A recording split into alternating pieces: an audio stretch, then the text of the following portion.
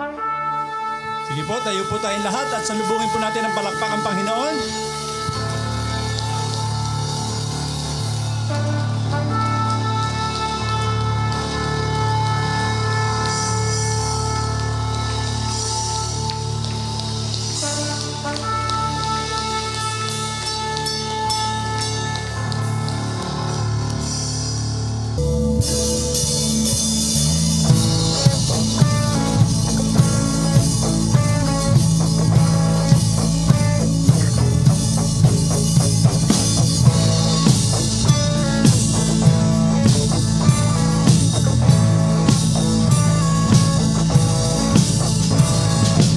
Blessing and honor, glory and power be unto the Ancient of Days.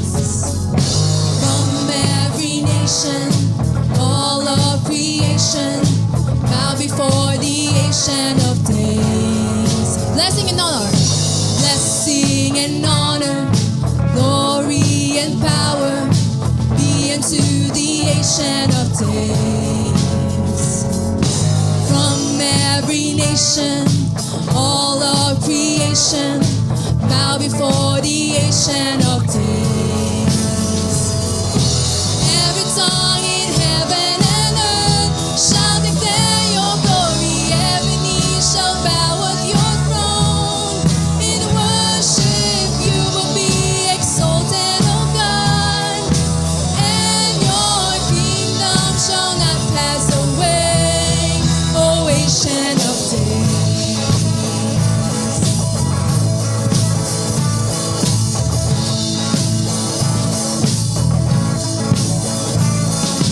Blessing and honor, glory and power be unto the Ancient of Days. From every nation, all of creation, bow before the Ancient of Days. Every tongue in heaven and earth shall declare your glory. Every knee shall bow at your throne. In worship you will be exalted, O God, and your kingdom shall not pass away, O Ancient of Days. Your kingdom shall reign over all the earth. Your kingdom shall reign over all the earth. Sing unto the Ancient of Days, for none can compare to your matchless word. Sing unto the Ancient of Days, your kingdom shall reign over all the earth. Sing unto the Ancient of Days, for none can compare to your matchless word. Sing unto the Ancient of Days. Every tongue in heaven and earth shall declare your glory. Every knee shall bow at your throne. In worship you will be exalted, O God, and your kingdom shall not pass away. Every tongue in heaven and earth shall declare your glory. Every knee shall bow at your throne. In worship you will be exalted, O God, and your kingdom shall not pass away, O Ancient of Days. O Ancient of Days. O Ancient of Days.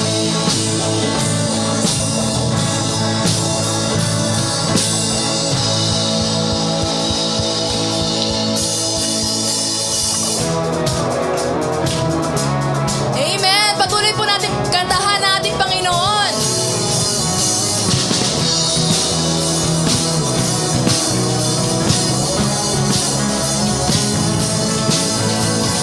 praises of man, I will never ever stand. For the kingdoms of this world, I'll never give my heart away or shout my praise, my allegiance and devotion, my heart's desire and all emotion. Go to serve the man who died upon that tree. For the praises of man, I will never ever stand. For the kingdoms of this world, I'll never give my heart away or shout my praise, my allegiance and devotion, my heart's desire and all emotion. Go to serve the man who died upon that tree. Only a God like you can be worthy of my praise and all my hope and faith. To only a King of all kings do I bow my knee and sing, give my everything. Only a God like you can be worthy of my praise and all my hope and faith. To only a King of all kings do I bow my knee and sing, give my everything. To only my Maker, my Father, my Savior, Redeemer, Restorer, Rebuilder, Rewarder. To only a God like you I give my praise.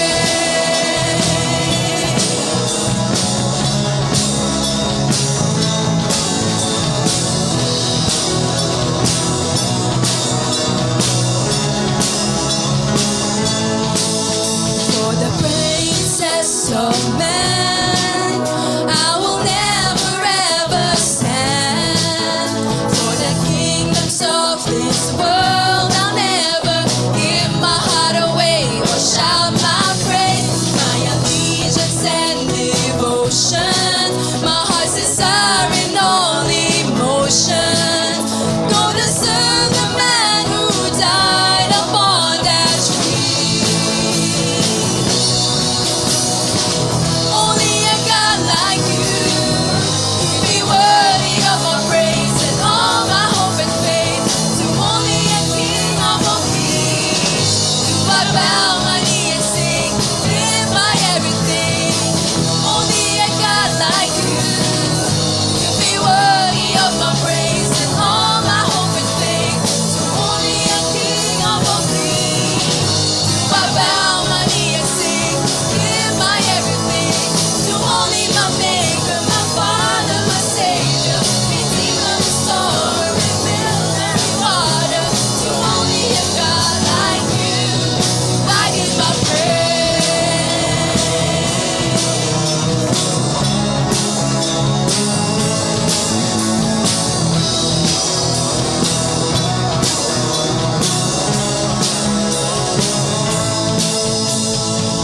Only a God like you, only a God like you, only a God like you.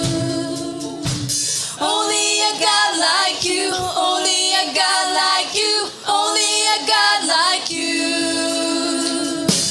Only a God like you, only a God like you, only a God like you. Only a God like you, only a God like you, only a God like you. Only my Maker, my Father, my Savior, Redeemer, Restorer, Rebuilder, Rewarder. To only a God like you I give my praise.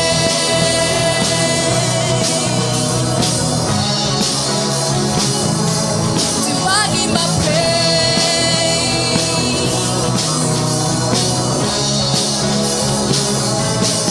I give my praise. Amen. Ngayon po, sa pagpapatuloy po natin sa pag-aaral ng salita ng Diyos, nandun po tayo sa ating series, 'di ba, yung 1st and 2nd Thessalonians po, yung ating pinag-aaralan. So, nung nakalipas na 2 linggo, reviewin ko lang, no, yung ating pag-aaral na tungkol sa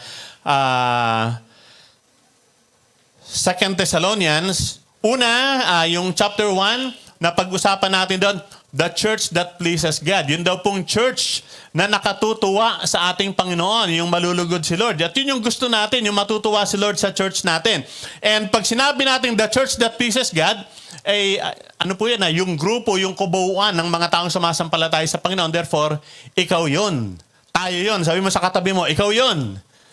Ayan. So, kung gusto natin yung church na napiplease ang Lord, dapat tayo na part ng tayo na church ay nakaka-please sa Panginoon. At ano nga po yung apat na yon na nakaka-please sa Panginoon? Una, there is gratitude to God's saving work. So, meron tayong thankful heart, mapagpasalamat tayo dahil ang Diyos ay nagligtas sa atin. Ligtas niya tayo kahit hindi tayo karapat-dapat.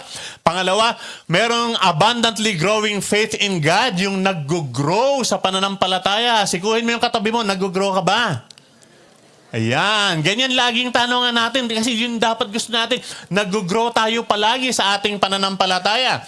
And madalas ko nga na-share even before pa, mula pa lang nung ako'y maliit na bata, natutunan ko na kung paano mag-grow. Sabi doon, you read your Bible and you pray every day and you grow, and grow. So, yun dapat. Yung nakaka-please sa Lord, dapat nag-grow tayo. Pangatlo, sabi, there is increasing love for one another. Yung ating concern, yung ministering sa bawat isa, tulungan, damayan. And then, pang-apat, there is glorious steadfastness in suffering. Alam po ninyo, ang buhay natin, meron talaga tayong iba't ibang mga karanasan. May mga pagdadaanan minsan. At dun sa Thessalonians, sinabi, merong persecutions dyan. Di ba? At sa karanasan natin, merong poverty, kahirapan, merong mga sickness, merong mga death. Lately lang, dito sa church, meron tayong mga karanasan na ganyan. But kahit nadadaan tayo dyan, sabi, ang nakaka-please sa Lord dahil tayo'y thankful sa Kanya, nag-grow tayo, merong concern and love for one another, nagkakaroon tayo ng glorious steadfastness. Yung katatagan, tibay, kahit na meron tayong hinaharap na iba't ibang mga uri ng sufferings. And then last Sunday, kasunod nung sa series po natin, ayan, Second Coming, yung ating aralan, Second Coming and Judgment. Sabi nga po nung nakaraan, gaano man katindi ang kasalukuyan nating kalagayan. Ayan, kapatid, ano bang kalagayan natin ngayon? Ano ba personal condition mo ngayon? O yung kalagayan ng bansa natin? O nung ating mundo as a whole? Gaano man katindi ang kasalukuyan nating kalagayan, meron tayong secured and glorious future. So, in-encourage ni Paul yung mga taga-Thessalonica by the 3 promises from God. Ano yung 3 promises na yun? Una, sabi, there will be a reward. Merong reward. Time will come. Sabi ni Paul, time will come when the wicked will suffer. Yung mga masasama, magdurusa rin yan. While the believers will be rewarded. Amen. Merong reward. May pangako si Lord. And then sabi, there will be recompense or we will be recompensated. Meron pong pabuya o merong gantimpala para dun sa mga tapat. Tapos, ang sabi ni Pastor, ulitin ko Pastor, yung mga salbahe. Yung mga salbahe, may araw sila kay Lord. May araw sila kay Lord. And pangatlo, merong rest. May pangako ng kapahingahan. Pagod ka na ba? Naalala ko yung linya nung isang, yung pinanood namin nung nakaraan. Sabi, pagod na ako. Yan, pagod ka na ba? No, mabigat ba yung dala-dala mo? Ang dami ba masyado niya? Nahihirapan ka na ba? Ang pangako niya, there is rest. Meron tayong kapahingahan.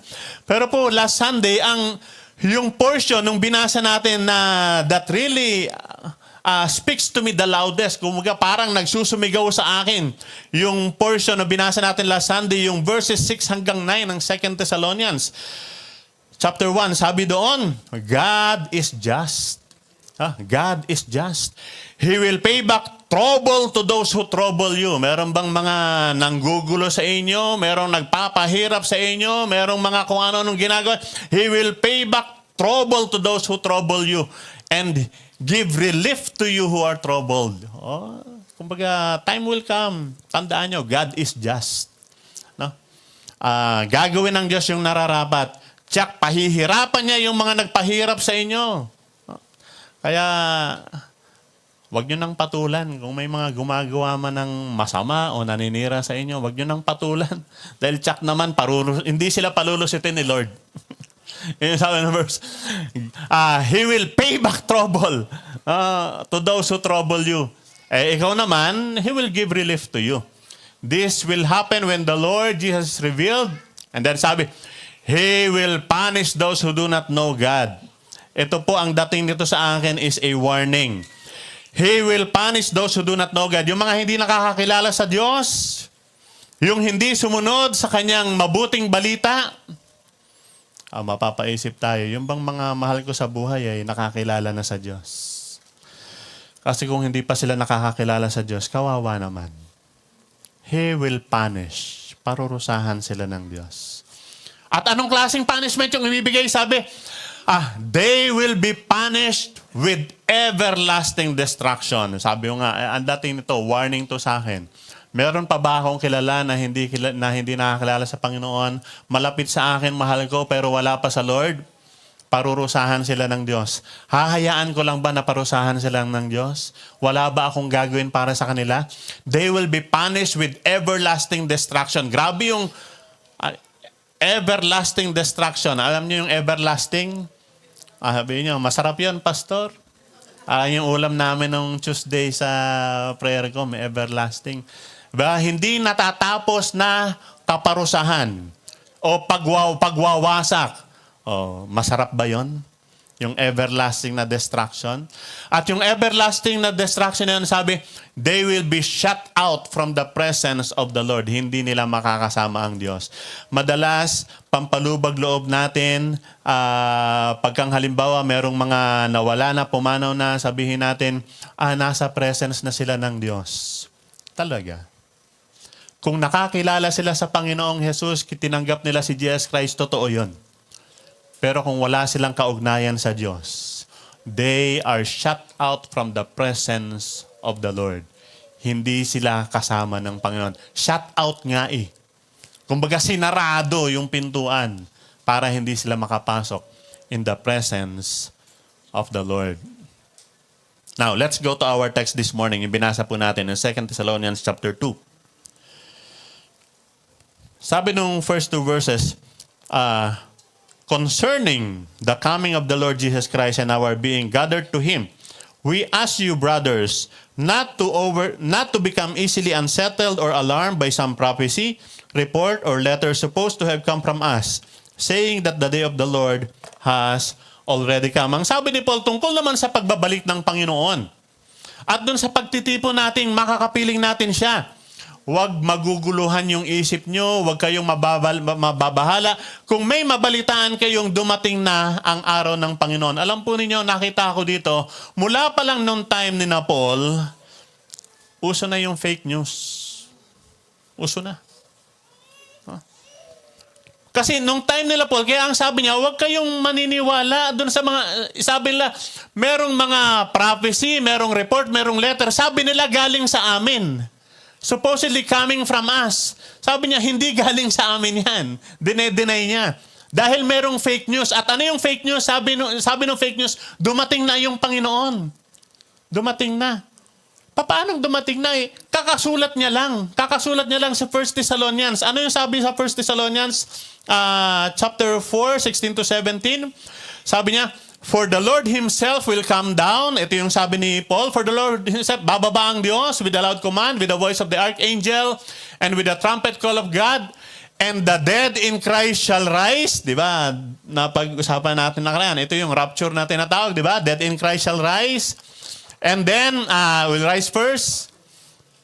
And then, after that, tayo na nabubuhay pa. Sabi ni Paul, kung nabubuhay pa tayo sa time na yon, isasama tayo dun sa dead in Christ, and then we will be caught up together with them in the clouds to meet the Lord in the air, and so we will be with the Lord forever. Tandaan nyo kanina, di ba? Sabi yung warning, yung mga hindi kumilala sa Panginoon, they will be shut out from the presence of the Lord. Kumbaga, hindi sila isasama. Pero sabi niya, tayo ng mga sumasampalataya sa Panginoon, whether nauna ng pumanaw o tayong nabubuhay pa sa time na yun, sabi, we will be with the Lord forever. Sila na shout out. Tayo kasama. Ngayon, yung fake news, sabi, nangyari na yan. Kayong mga nandito ngayon, naiiwan kayo. Huh? Fake news. Usong-uso na nung panahon nila. Kaya huwag agad maniniwala sa mga naririnig. Sabi nga nung kanta, huwag kang manalig sa bulong-bulungan. Ayan. Pag kami mga pabulong-bulong lang, pag kang tayo, usap tayo, pagkata natin to. Huwag manalig sa bulong-bulungan, malamang fake news yan.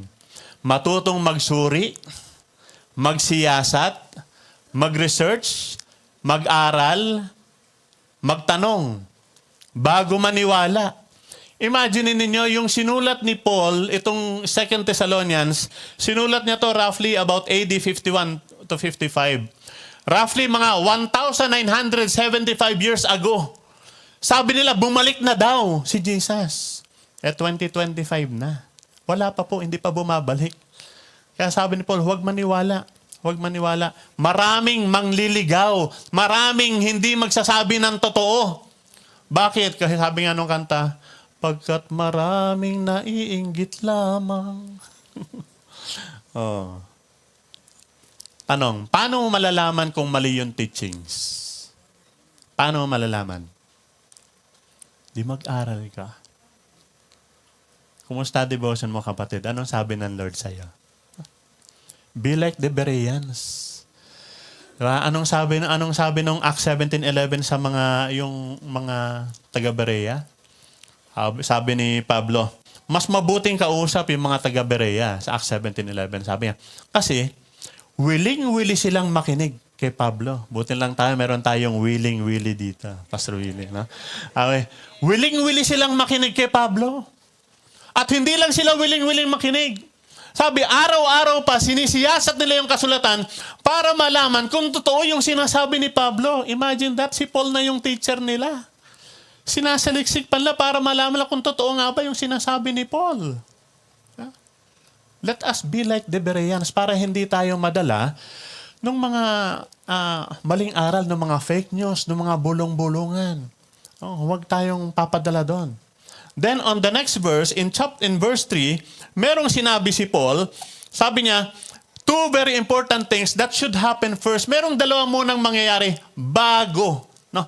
Before the coming of the Lord Jesus Christ. In verse 3, it says, don't let anyone deceive you in any way, for that day will not come until. That day will not come until. Hindi dadating yung araw na yan. Hindi mangyayari yung coming of the Lord Jesus Christ na yan until. Di ba? Kinakailangan meron munang dalawa na mauuna. Ano yung sabi doon? Until the rebellion occurs and the man of lawlessness is revealed. Dalawang bagay. Ang title po natin ngayon, Apostasy and the Man of Sin. Sabi ni Paul, that day will not come until dalawang bagay muna. First, apostasy. Ano sabi ng verse 3? That day will not come until rebellion occurs. Yun po yung apostasy. Yung original word po na ginamit po doon, yung apostasya. Sa mga Bible na hawak po ninyo, kung ang Bible nyo ay NIV or ESV, ginamit yung word na rebellion. Kung King James yung Bible ninyo, ginamit yung word na falling away. At kung New American Standard naman, ang ginamit na word yun, yung apostasy.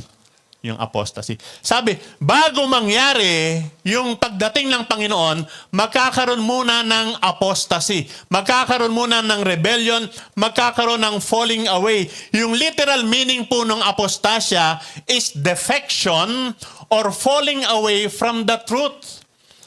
Pagtalikod o paglayo sa katotohanan. At yung definition na binibigay dyan, this is an act of abandonment or renunciation of belief, pag-iwan o pagtalikod sa paniniwala.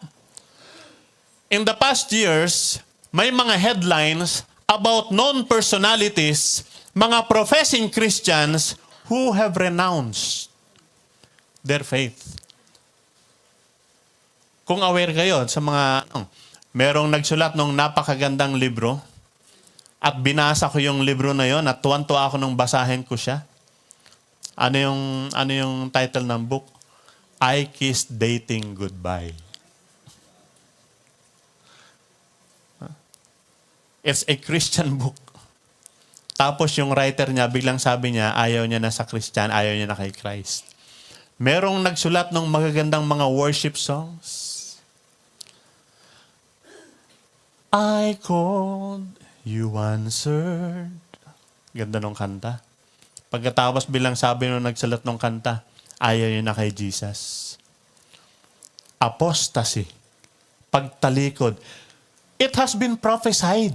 Sinabi na ni Paul.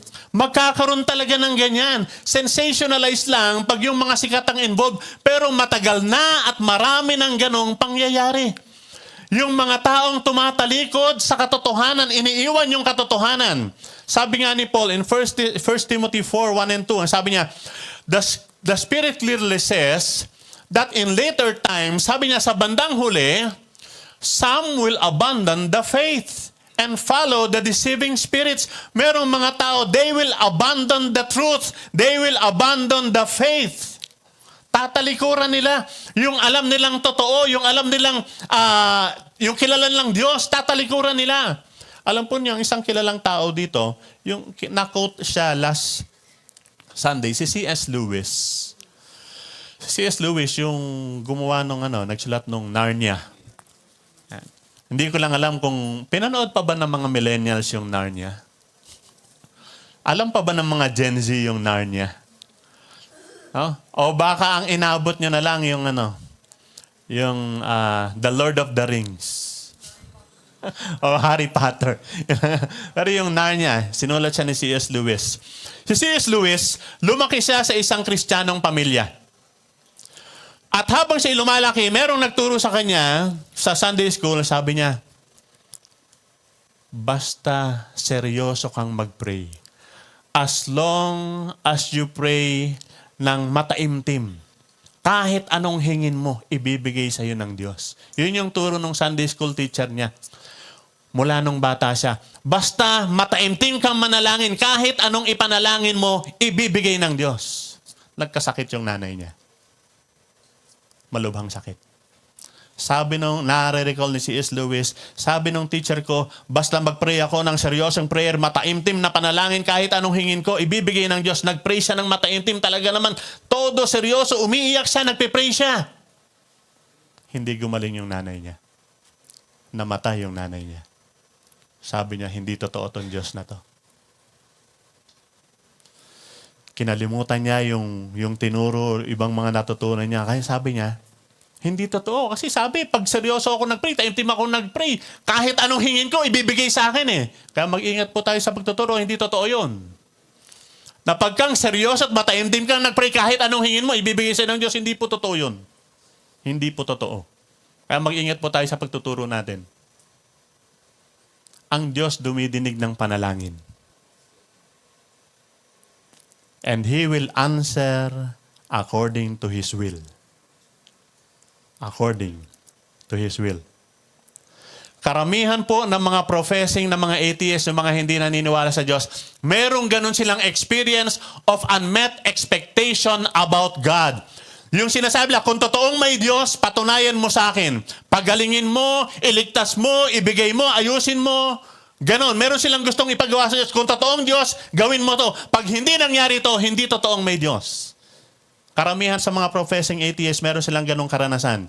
Nakabox, nakakahon yung paniniwala tungkol sa Diyos. Dapat ganito. Dapat ganon. They are looking for a God that conforms to what they want. Ang Diyos, dapat ganito. Ito yung gusto kong Diyos. Pag hindi ganito, hindi totoo ang Diyos. Ganyan yung paniwala nila. At minsan,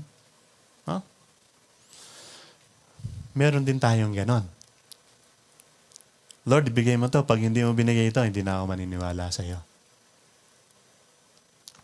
Instead of knowing God, of knowing who God is according to the scriptures, they set their parameters. Naglalagay sila ng parameters of what God should be. Dapat ganito ang Diyos. That's why in the later times, some will abandon the faith. Pag hindi nila nagustuhan na, pag hindi na umaayon sa gusto nila yung Diyos na kinikilala, they will abandon the faith and they will follow deceiving spirits. Such teachings come through hypocritical liars, yung mga maling tagapagturo. Yung konsensya nila, sabi, have been seared as with a hot iron. Sabi pa ni Paul in 2 Timothy chapter 4, verse 3 to 4. For the time will come when men will not put up with sound doctrines. Ayaw na nila ng sound doctrines. Ayaw na nila ng truth. Ayaw na nila ng kung ano yung totoo tungkol sa Diyos. Instead, to suit their own desires para masatisfy yung gusto nila, hahanap na lang sila. They will gather around yung mga great number of teachers. Ang sasabihin lang, yung mga masarap sa tenga. Maraming preachers ngayon, hindi na natin naririnig yung justification by faith. Mga preachers na nagtuturo ng salvation by grace through faith in Christ alone. Nagtuturo ng authority of the scriptures, the sovereignty of God, na ang Diyos totoong mapagmahal pero just din siya, nagagalit din ang Diyos. Sabi ng mga anak ko, Daddy, anong tagline mo? Sabi ko, yung favorite verse ko, nagagalit ang Diyos araw-araw. Yan ang tagline ko. Nagagalit ang Diyos araw-araw. Kasi ang dami na nagsasabi, God is love. Totoo naman yun. Totoo naman yung God is love. Pero totoo din na nagagalit ang Diyos araw-araw. Psalm 7:11. Kaya buti tayo, nag-aral tayo dito sa atin, sa growth class natin, yung statement of faith natin. Diba? Anong tinuturo ng church na to? Pinag-aaralan po natin yan. Because to suit their own desires, they will gather around them yung mga teachers na ang ituturo lang sa kanila, how to be blessed, how to be successful, paano mo maabot yung pangarap mo, paano magiging masaya ang buhay mo, how to be popular, and many more how-tos. Yan. Ang sarap pakinggan, God is merciful, He is forgiving, understanding naman si Lord, naintindihan naman ako ni Lord, very comforting, gusto ng Diyos maging prosperous ka, gusto ng Diyos maging happy ka, He wants you to get your best life here on earth. Naging selective na sila sa mga gusto lang pakinggan at pag-aralan, nagiging tolerant na sa kasalanan, hindi na nga pinag-uusapan yung repentance accepting worldly philosophies. At yan, nagsisimula dun sa mga teachings na yan hanggang mapunta na dun sa actual practice sa sistema na ng pamumuhay. So sabi ulit ni Paul in 2 Timothy chapter 3 verse 1 to 5, sabi niya, but mark this. Tatandaan ninyo. Yung apostasy na pinag-aaralan natin, yung paglayo sa katotohanan, tandaan niyo. There will be terrible times in the last days. People will be lovers of themselves. Mahal na nila yung sarili nila. Lovers of money. Gagawin ang lahat para lang sa pera. Boastful, proud, abusive. Ayaw akong basahin. Maraming magagalit. Kayo nang magbasa. Basahin ko lang ha. Disobedient to their parents. Sabi ng mga magulang, Pastor, iba-iba na mga bata ngayon talaga. Pinabayaan nyo kasi. Tinolerate ninyo, hindi nyo sinaway. Ibang-iba na kasi mga magulang ngayon. Ungrateful, unholy, without love, unforgiving, slanderous, naninira, without self-control, brutal, not lovers of the good, treacherous, mga taksil, rash, mapusok, padalos-dalos, conceited, lovers of pleasure, gusto lahat masarap rather than lovers of God, having a form of godliness but denying its power. Having a form of godliness, mukhang makadiyos naman, nagsisimba din, nagko-quote din ng Bible verse, yung iba nga nasa ministry din, pero hindi totoo. Having a form of godliness, but denying its power. Nakwento ko nga, meron akong nakausap one time, merong driver, nag-drive sa amin. Kinausap ko one time with the intention to share the gospel. Ang introduction ko sa kanya, Kuya, saan ka nagsisimba? Sabi niya, hindi ako nagsisimba. Ba't naman hindi ka nagsisimba?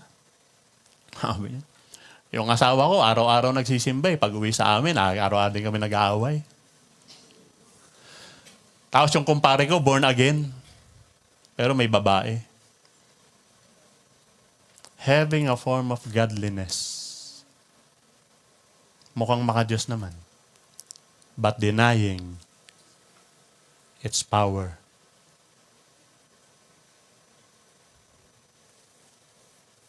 Malayo sa katotohanan. Apostasy. Kaya ang sabi ni Paul, have nothing to do with them. Have nothing to do with them. Sabi ni Paul, two things before that day. First, apostasy. Paglayo sa katotohanan. Paglayo sa Diyos. Paglayo sa kung ano yung tama. At nakikita na nangyayari sa panahon natin sa ngayon. Second thing, sabi ni Paul, ito yung pangalawa na mangyayari. Sabi, don't let anyone deceive you in any way, for that day will not come until the rebellion occurs and the man of lawlessness is revealed. The man doomed to destruction. Ano yung man of lawlessness? Kung ang Bible nyo, New International Version, ESV o NASB, ginamit yung man of lawlessness. Sa King James, ginamit niya yung man of sin. Man of sin.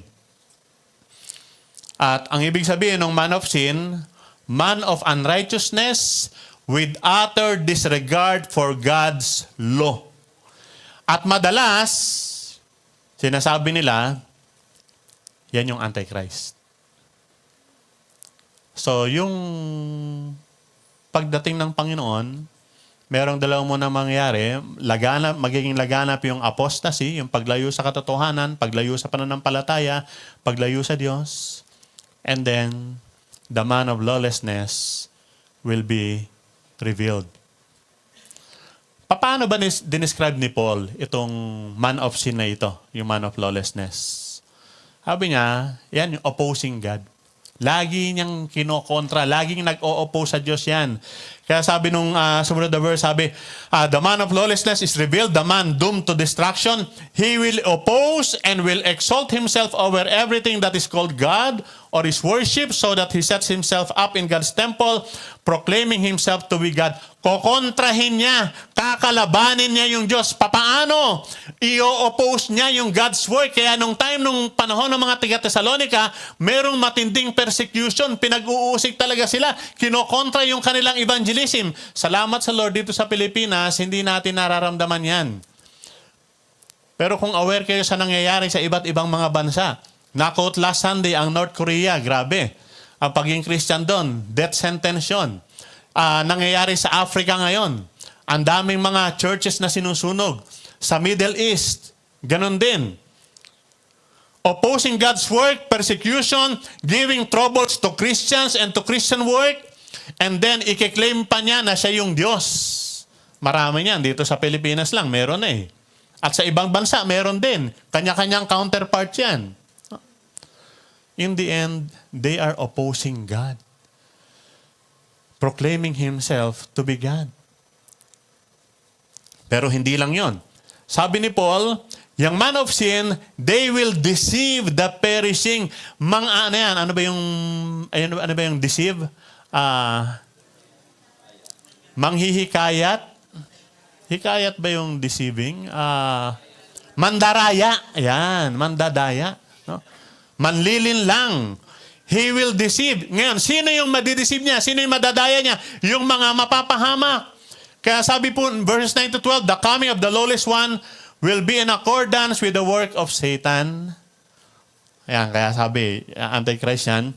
displayed in all kinds of counterfeit miracles, signs, and wonders. There will be counterfeit miracles, signs, and wonders. Ano po yung counterfeit miracles na yan?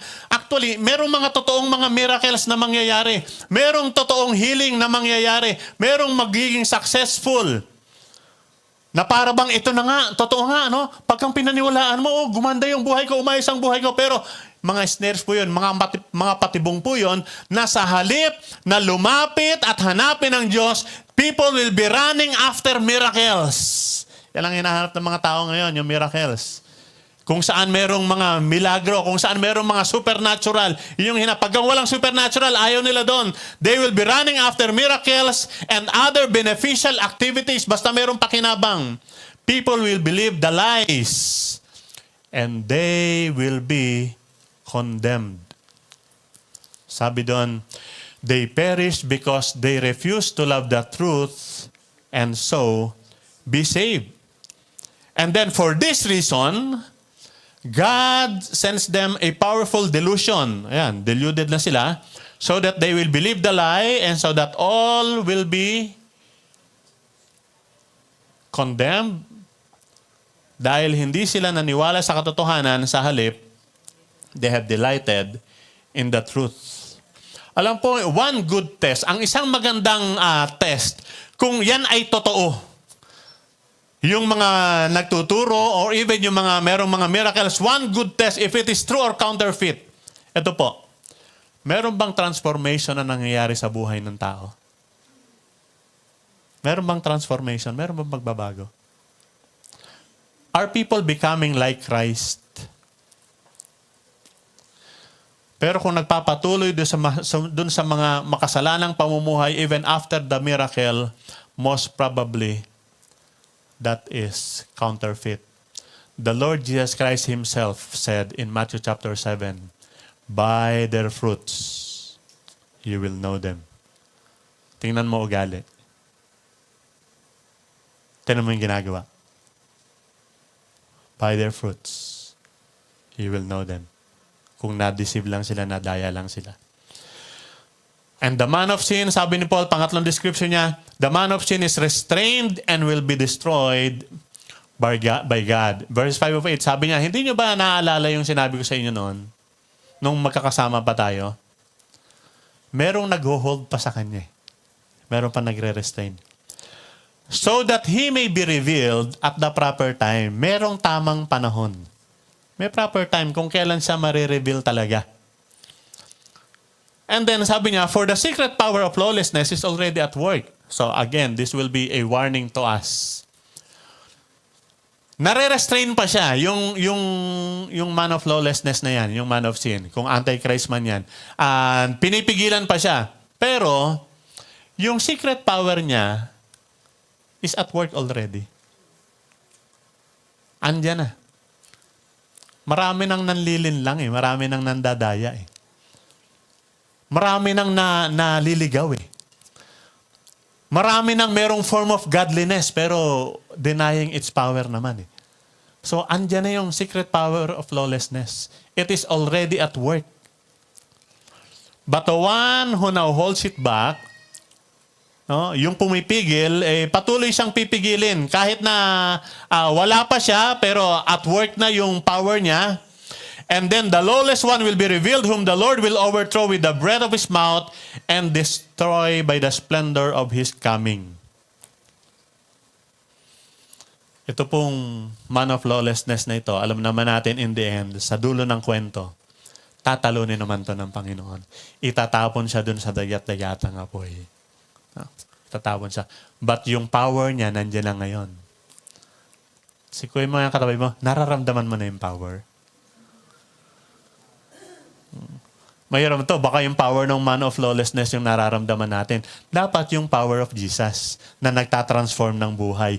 Yung power ni Jesus na nagpapalago sa ating pananampalataya. Yung power ni Jesus na nagbibigay ng joy, ng peace sa atin. Yun yung dapat nararamdaman natin. Although the secret power is already at work, sabi naman ni Paul, talo naman yan. Talo naman yan. So, apostasy is already happening. false teachers and their teachings ay naririyan. Opposition to God's work is widespread. Opposing God's work, destroying God's work, discouraging God's people. Counterfeit miracles abounds, deceiving many people. Kaya ang payo ni Paul, ganito. Sabi niya, meron siya sa bandang dulo, meron siyang prayer and encouragement. In chapter 3, verse 1 to 5, ito sabi, finally, brothers, pray for us that the message of the Lord may spread rapidly and be honored just as it was with you. And pray that we may be delivered from wicked and evil men, for not everyone has faith. Unang sabi niya, pray. Mga kapatid, magsama-sama po tayo sa panalangin. Alam po namin, nagpipray po kayo, no? Pero baka mas maganda yung sama-sama tayong nananalangin. Lagi namang ina-announce dito, MCF sa Praying Church. Meron tayong mga prayer gatherings. Sama-sama po tayong manalangin. At sabi doon ni Paul, pray for us that the message of the Lord may spread rapidly. Panalangin po natin na yung mensaheng gusto ng Diyos, yung mensahe ng kanyang pagliligtas, yung mensahe ng kanyang pagkagalit sa kasalanan, kaya kinakailangan itong pagsisihan at talikuran, that the message of the Lord may spread rapidly and be honored. And pray that we may be delivered from wicked and evil men. Sabi ni Paul, pag-pray nyo kami kasi maraming mga wicked and evil men, gustong-gusto kaming sirain, gustong-gusto may masamang mangyari sa amin, sinisiraan kami yung credibility namin, pinipilit lang dinedestroy para hindi maliwala yung mga tao. Kaya sabi ni Paul, pray for us. Pray for us that we may be delivered from wicked and evil men. Maraming ganyan kasi hindi naman lahat may pananampalataya eh. Not everyone has faith. Kaya ang encouragement niya, the Lord is faithful. Tapat po ang Diyos. Tapat po ang Diyos. And He will strengthen and protect you from the evil one. The power of lawlessness is already working. At maraming mga lawless, wicked, evil men na nagkalat sa paligid natin. Pero ang encouragement ni Paul, tapat ang Diyos. Palalakasin niya tayo, palalakasin niya kayo, and poprotektahan niya kayo sa masama na ito. Kampante kami. We have confidence in the Lord that you are doing and will continue to do things we command. May the Lord direct your hearts into God's love and Christ's perseverance. Patuloy po nating idalangin yung gawain ng Panginoon, yung pagbabahagi ng mabuting balita ng pagliligtas, sa halip na yung mga false teachings, yung mga fake news yung kumakalat. Let's pray that the gospel may spread rapidly. And let's pray for the disciples, for the servants of God to be delivered from wicked and evil men. Tandaan po natin, tapat po ang Diyos. At ang sabi ni Paul, kampante naman kami na yun yung ginagawa niya. You're doing, at hindi nyo lang ginagawa basta yan, patuloy nyo pang gagawin. You will continue in doing the things that He commands. Ito yung prayer niya para sa kanila. May the Lord direct your hearts. Dalangin ko na ang Diyos ay igaguide ang puso ninyo, ang puso ng bawat isa, into God's love and the perseverance of Jesus Christ. Panginoon, salamat po sa mga paunawa, sa mga paalala, sa mga babala, at sa encouragement sa inyong mga salita. Magulo ang aming mundong ginagalawan. Laganap ang kasamaan. Pero salamat, Panginoon, nariyan ka. Kayo ang nagre-restrain, pumipigil sa mga masasama. Kayo ang tumatalo sa mga masasama. Lord, continue to encourage each and every one of us so that we will do the things that you have commanded. At kayong mag-guide sa amin, palapit po sa inyo.